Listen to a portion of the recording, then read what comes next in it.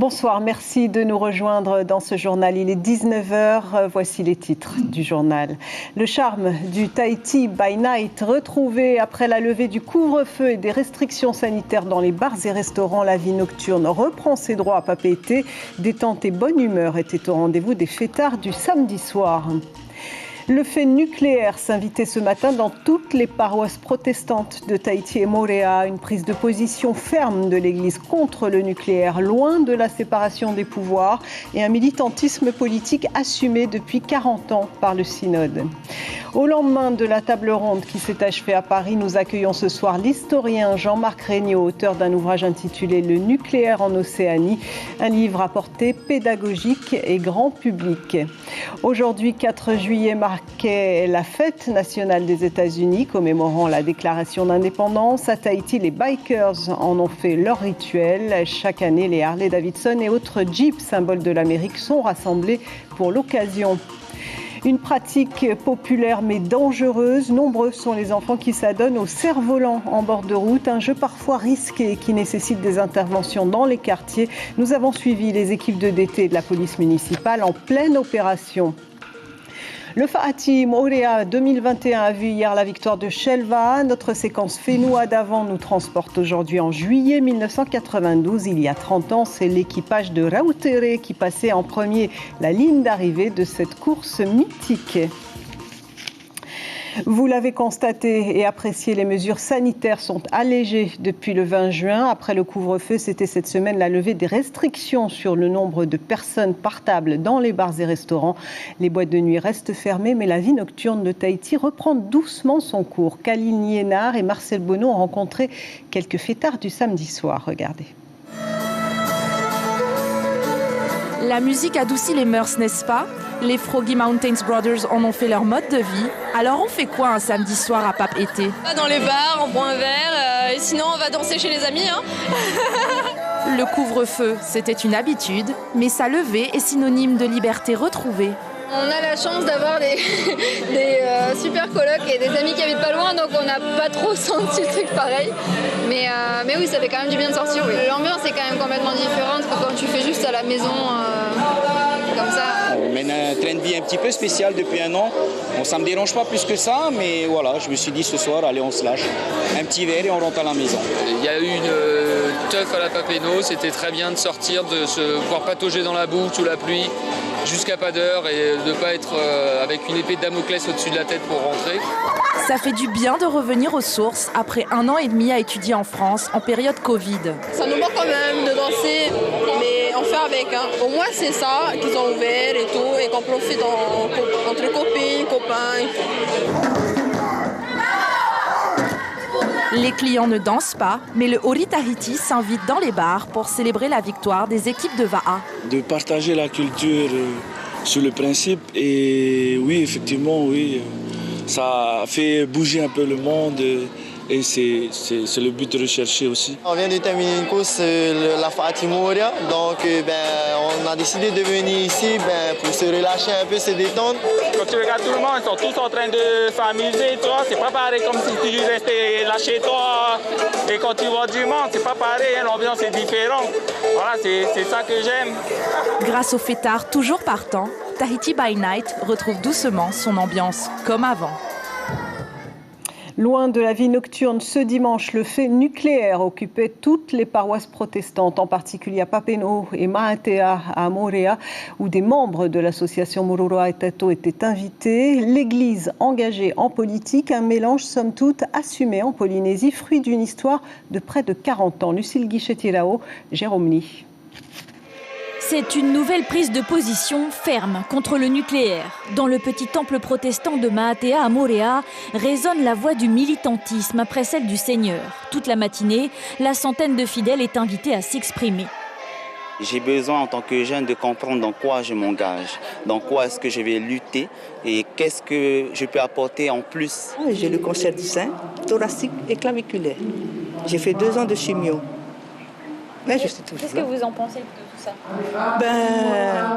Si ça a été donné par les gens de ceux qui ont fait l'atomie, mais ils ont emmené les gens pour nous soigner. Mais le problème, Moi, je suis pas, je suis optimiste aussi. Car si à l'installation du CEP dans les années 60, l'église protestante maori a connu quelques dissonances avec des pasteurs qui incitaient les paroissiens à s'exiler à Mururoa, depuis le synode de 1982, elle s'élève d'une seule voix contre les conséquences sanitaires et environnementales des essais nucléaires. Dieu a fait de la politique. Il a bien installé nos mondes. Vous savez très bien la définition du mot politique. C'est le bien-être du peuple.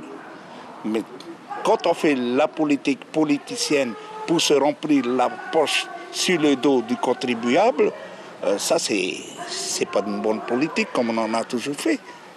Alors, l'église protestante, le Tavini et Moruroa et Tatou cheminent côte à côte. Un mélange des genres assumé. Après le sermon, l'ancien élu Richard Tuheyava vient partager son expérience de sénateur au sein de l'église. Aujourd'hui, elle pousse même le débat jusqu'à la faisabilité d'une possible souveraineté de la Polynésie à partir de ses ressources en tant que membre sentinelle. C'est la mission qu'elle s'est donnée. L'Église se considère comme sentinelle du peuple polynésien. Un lieu de débat ce dimanche dans toutes les paroisses protestantes, alors que la table ronde du nucléaire à Paris est qualifiée d'inutile par ses cadres et que le Tavini collecte des signatures pour déposer de nouvelles plaintes contre l'État français pour crimes contre l'humanité. Le nucléaire, il en est question dans l'ouvrage fraîchement dédicacé par l'historien Jean-Marc Regnault, Le nucléaire en Océanie, publié aux éditions Happy Tahiti, une présentation globale des essais américains, britanniques et français dans tous leurs aspects. Jean-Marc Regnault, bonsoir. Merci d'être là avec nous ce soir. Votre livre tombe à pic alors que la table ronde vient de s'achever à Paris. Un ouvrage pédagogique destiné en partie aux enseignants.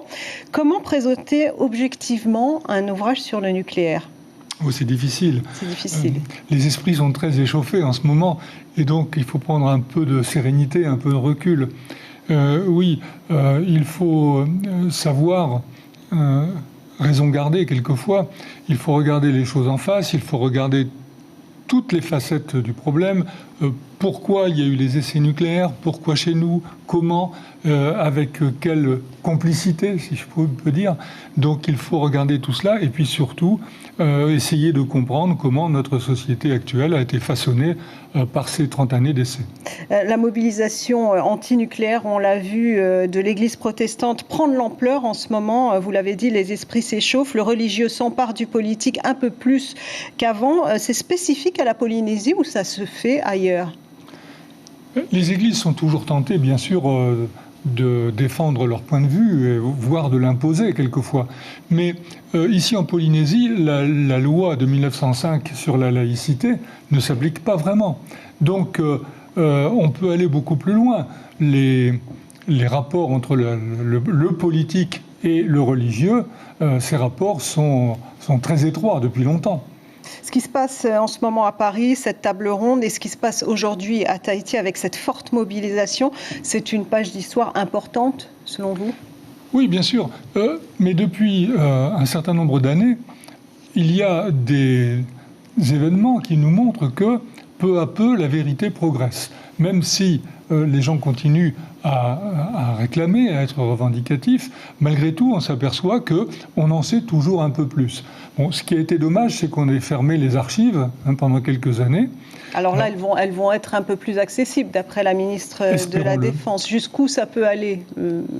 Alors, c'est le problème, parce qu'on pourra toujours, évidemment, nous opposer le secret défense, qui est indéniable.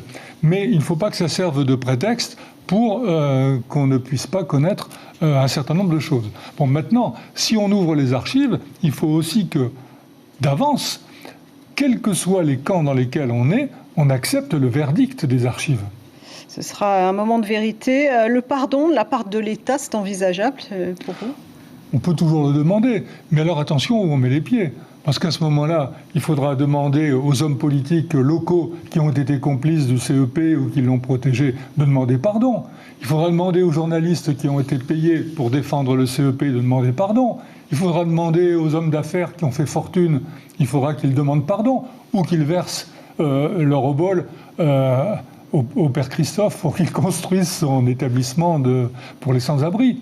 Donc, on peut aller très loin. Il faut, les électeurs qui, en 1965, ont voté De Gaulle à 60%, alors que le candidat opposé proposait d'arrêter les essais, bon, ces électeurs-là, il faudra qu'ils demandent pardon à leurs enfants et à leurs petits-enfants. On peut aller très loin comme ça. C'est un cercle vicieux qui n'en finit pas. Et la revendication, elle va difficilement s'arrêter, vous pensez ? Voilà, c'est pour ça que je souhaiterais qu'on prenne un petit peu de champ, de recul et de sérénité. Merci beaucoup Jean-Marc Regnault. Je rappelle que vous publiez Le nucléaire en Océanie. C'est aux éditions Happy Tahiti.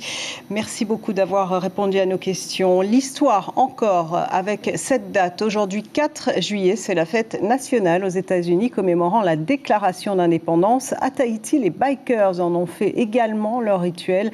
Chaque année, les Harley-Davidson et autres Jeeps, symboles de l'Amérique, sont rassemblés à l'appel de l'association de protection des océans Ocean Rescue Polynésie. Thomas Teriteporo-Warai et Mirko Vanfo. Eux, ce sont les passionnés du way of life américain. Ils aiment tout ce que représentent les USA en termes de culture et d'image. Ils ont dans le cœur cette image de l'équipé sauvage avec Marlon Brando, la sauvagerie en moins. Les bikers polynésiens n'ont pas failli à leur tradition. Comme tout le monde, ils ont eu un empêchement qui a enrayé la machine. Ils remettent ça cette année. Ils se disent libres et pourquoi pas un 4 juillet, ma foi. Monsieur Davidson l'a voulu ainsi. La moto Harley-Davidson représente la liberté. C'est d'être libre. Et Harley-Davidson a pris ce symbole pour en faire un symbole du 4 juillet. Ensuite, lorsque tu es un biker, tout le monde est égal. Tu peux avoir des procureurs, des avocats, des médecins, mais tu es un biker. Sans avoir besoin de personne, il a surtout besoin de se montrer. Ces signes extérieurs qui forment sa richesse intérieure, et il prend soin de ce qui lui est cher, très cher. Ma préférence, c'est ce modèle.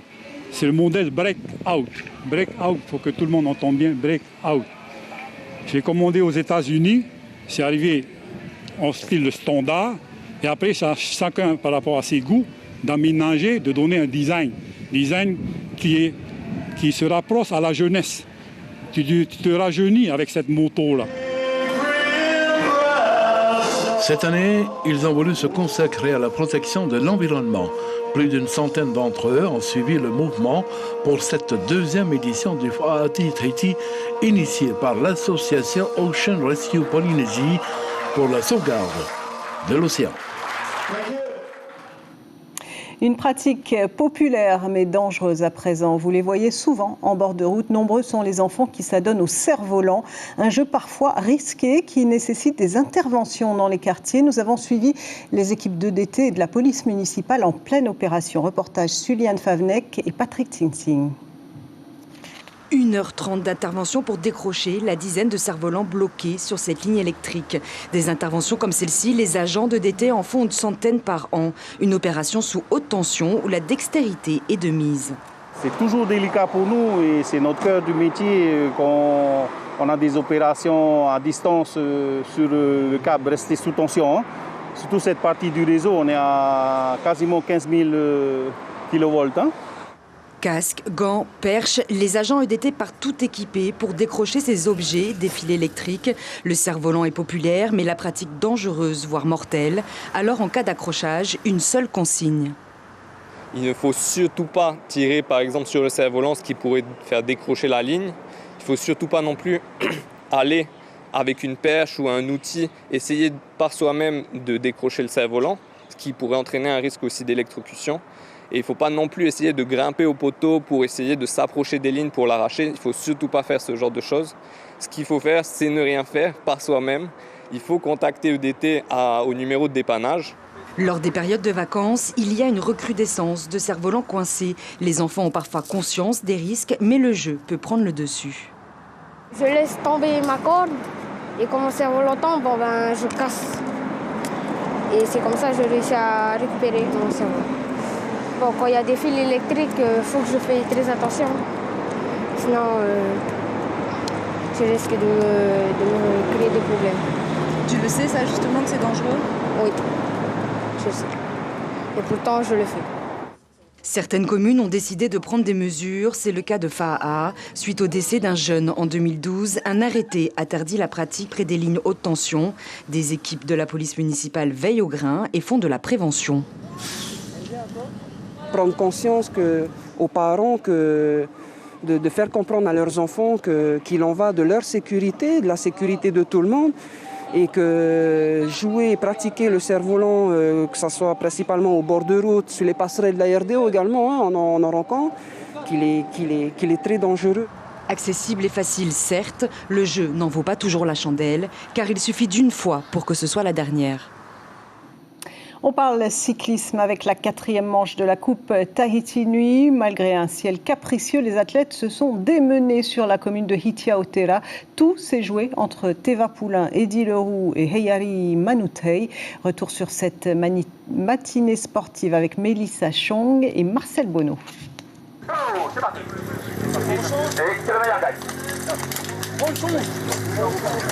Il est 7h du matin à Hitiaotera et le départ est annoncé pour les athlètes. Sur les 120 km, dès le premier tour, le ton est donné. On assiste à une première tentative d'échappée, mais infructueuse. Il faudra attendre le second tour pour voir une échappée franche de 8 coureurs sous une météo capricieuse avec Teva Pulin du club VCT en tête de file. Malgré un incident technique, il réussit le pari de mener le groupe de tête. J'ai eu très peur parce que dans l'échappée, il y avait tous les costauds et puis j'ai crevé. Donc j'ai cru que j'allais jamais revenir sur l'échappée. J'ai eu de la chance de revenir sur l'échappée. Donc j'avais laissé des watts et je ne savais pas comment j'allais finir le finish, quoi. Et dans le groupe de tête, Heiari Manutei gère son avance au point sur cette dernière manche et reste aux aguets.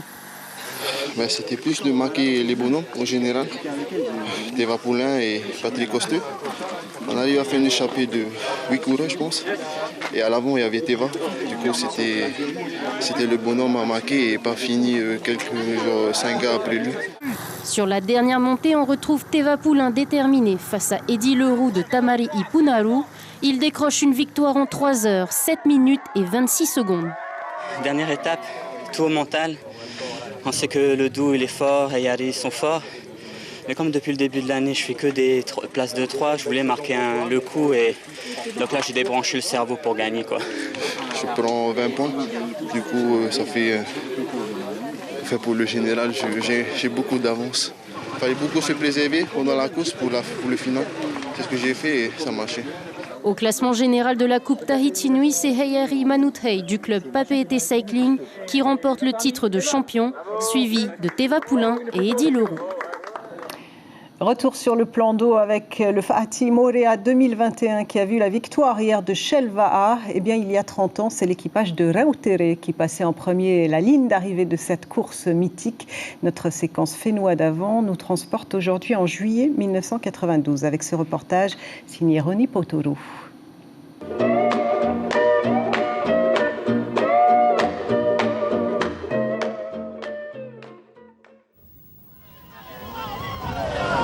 L'incroyable équipe de Rautere vient de réaliser un parcours hors du commun lors de cette course de pirogue de haute mer longue de plus de 80 km autour de Morea et retour sur Papeete. Après 5 heures de course à la sortie de la pointe sud de Atiham Orea, alors que Tewiva menait la course depuis le départ, Fa'a rejoint Tewiva et prend le devant des opérations, la victoire était déjà en vue pour l'équipe de John Gabilou. Mais Rautere naviguait plus au sud donc sous abri des vents violents qui soufflaient plein est. Ce dernier bénéficiait des conditions météo plus clémentes. C'est en effet la stratégie de dernière chance que Rautere a voulu utiliser, un cap complètement opposé à Fa'a et Tewiva. Mais c'est un choix qui s'est avéré payant pour Beletiamo, le coach de Rautere, qui a su utiliser 2 atouts, tactique et expérience. Des atouts qui ont permis à Rautere de gravir sur la plus haute marche du podium en remportant 3 fois de suite cette course de haute mer autour de Morea. Premier donc Rautere en 7h15 minutes et 24 secondes. Deuxième Teva, 7h20 minutes et 58 secondes. Troisième Fa'a, 7h22 minutes et 5 secondes. Quatrième Pire, 7h22 minutes et 34 secondes. Et cinquième Tewiva.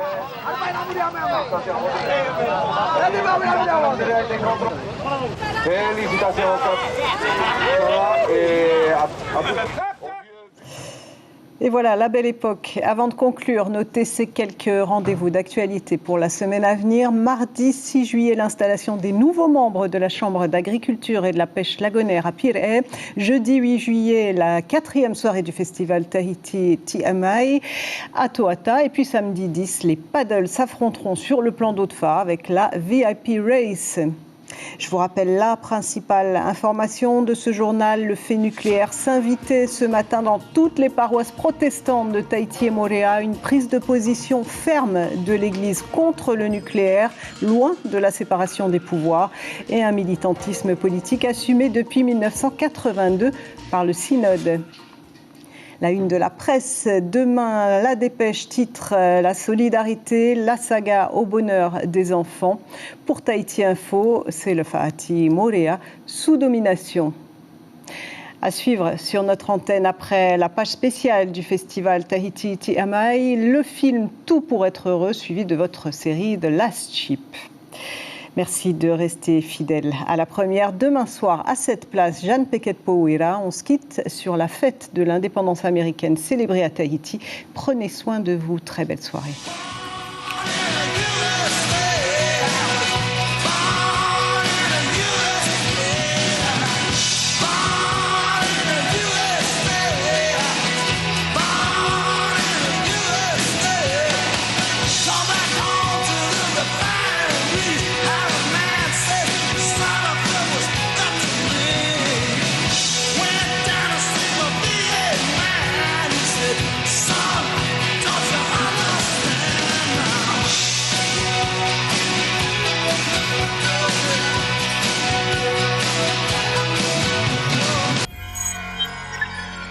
Retrouvez ce programme en replay sur notre site internet